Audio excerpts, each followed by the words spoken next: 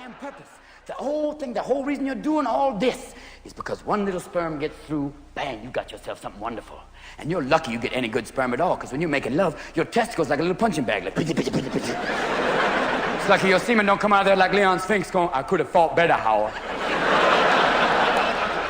I could have come at him, but he seemed to move away from me. But that's it. One little sperm gets in there, makes contact, boom. It's like a chromosome square dance. 24 chromosomes coming down. 24 chromosomes spinning round. Dominant gene means hair is brown. Bow to your father. Bow to your mother. And you've just created a tiny creature that'll eventually quit college on you too. You're off and running the wonders of life. And women know the moment they get pregnant, because it's like a ping, and they start to glow. And you expect to see three wise men show up at your door and go, you saw a star, dude?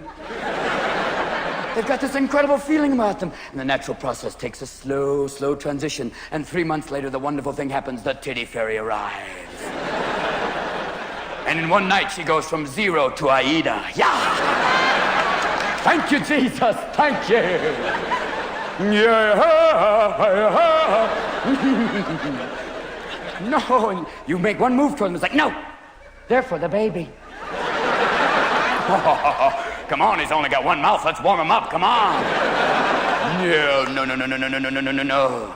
And along with the titty fairy, something else happens. A couple of months later, 6 months, something amazing happens. The hormone fairy arrives. And her moods start to change. Bullshit, it makes her period look like nothing. You'll come home, she'll be waiting for in the door with a large knife going, honey, honey! And the only thing that'll save your ass is Haagen-Dazs. Thank you.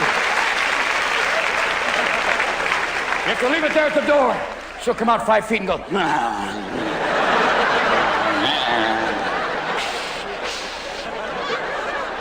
it's over. And you'll prepare. You'll prepare for that moment, which you think is every day. From 6 months to 9 months, every day you'll be going, are you okay? She'll be going, I'm fine. Are you okay? I'm fine. And you'll know on that 9th day of the 9th month, it'll be time, because you'll come home and she'll have the entire house packed in 2 small bags. And she'll have that look in her eyes like, let's go. And if you don't move, she'll grab your scrotum and pull it up over your head. I think you have to go now. Let's go! Because your little wife has suddenly transformed into Ralph Cramden. Get it out, Norton! Get it out! Because she is passing a creature 50 times larger than the orifice it's supposed to come out. It's whoopee time! Get whoa! And you're driving down the freeway. Yes, she's like De Niro in Mean Street screaming out the window. Ah! You think, I've got to get her to the hospital, but I've also got to get this screaming bitch out of the car. Dear God, help me! Whoa! Then she'll be very calm. I'm fine. No, I'm not! Move it! You get to the hospital, you think, okay, let's go in the hospital. Let's go in the hospital. You're carrying the bags. There's usually one attendant going, you must fill out some forms. Fuck you, Sabu, get out of the way! No, come on, let's go! She's on a gurney. She looks like a great white whale. Whoa! Have you seen the great white mother? That way! You're rolling down the aisle. Whoa! Attendants are going by going, you better do it real quick now. She's screaming like crazy. You're going like this. Let's breathe, honey. Let's breathe. Because you have this myth that you're sharing the birth experience. Bullshit, unless you're passing a bowling ball, I don't think so. No. No, baby. Unless you're circumcising yourself with a chainsaw, I don't think so. Unless you're opening an umbrella up your ass, I don't think so. You're not doing diddly squat. You're along for the ride. And you're there breathing. You're hyperventilating. She's looking at you like, what the fuck are you doing? Why don't you knock me out, you asshole? And usually there's an anesthesiologist in the corner going, you need anything, man? She sees him, she wheels her ass over there. Give me that, you dumb stone prick. Oh, get it out. Oh, and after 10, 15 hours of sheer bliss, You're rewarded with a baby. But bullshit, it's not a baby. It's a little old man dipped in 40 weight. Don't you see? It's like Gandhi and Churchill had a child. You know what I'm saying? A little tiny thing there. It's a little tiny creature like, yeah, I'm looking for the breast. I'm looking for the breast. It's a strange creature.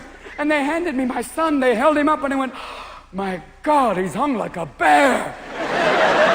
That's the umbilical cord, Mr. Williams.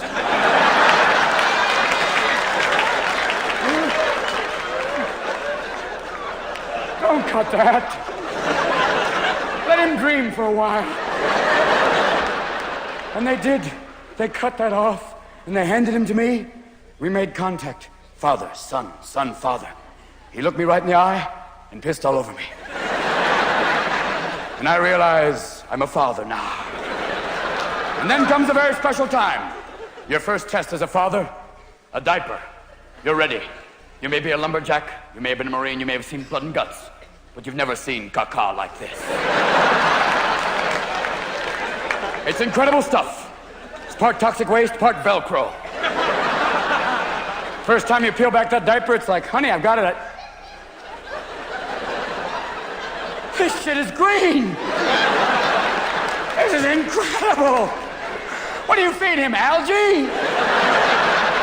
My God, damn. Oh no, he sucks on mother's milk. What's it do, go to Cleveland before it gets to his asshole? What is this? And usually the baby's down there going, yeah.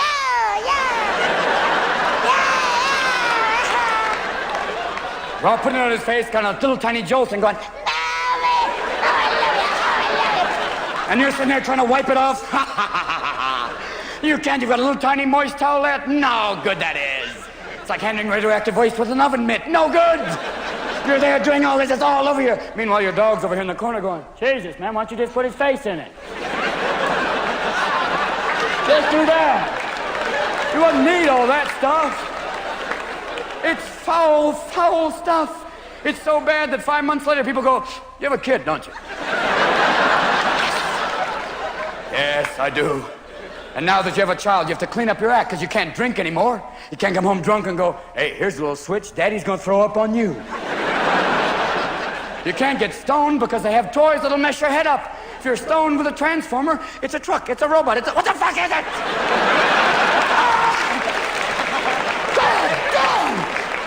And you don't need drugs when you have a kid. You're awake, you're paranoid, you smell bad, it's the same thing.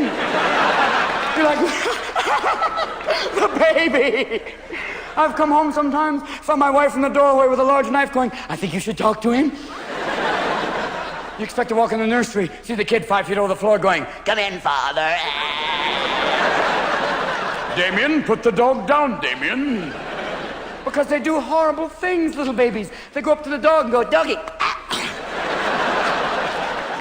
You can see the dog looking at him like, oh. You'd be dead if you were a cat.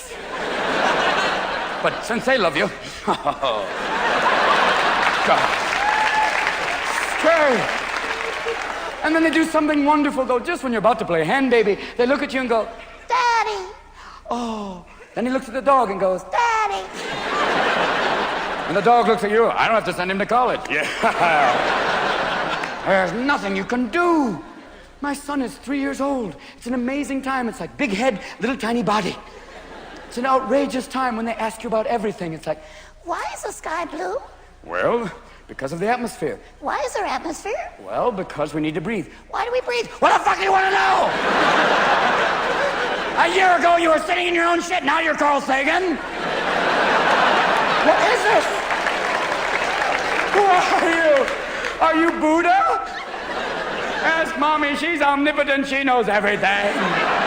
It's a little tiny creature, man. And they imitate everything you do. I was driving in traffic. Someone cut me off. I went, fuck it. From behind me in his little rocket seat, a voice went, fuck it. All day long, he followed me around the house going, fuck it. Fuck it. Fuck it. Fuck, fuck, fuck, fuck, fuck, fuck, fuck, fuck it. A sweet little old lady walked up and said, oh, what a beautiful child. Fuck you. Oh, it's the Williams boy. Don't you see? Children can't live with them, can't live with them. Don't you see that? They've got you. They've got that look in your eyes like, what are you gonna do? I'm a baby. I couldn't exist in the outside world. Yeah. I see him working on emotion sometimes. I peeked around the corner. There was a mirror. He was going, ah. No. Ah. Ah. Yes.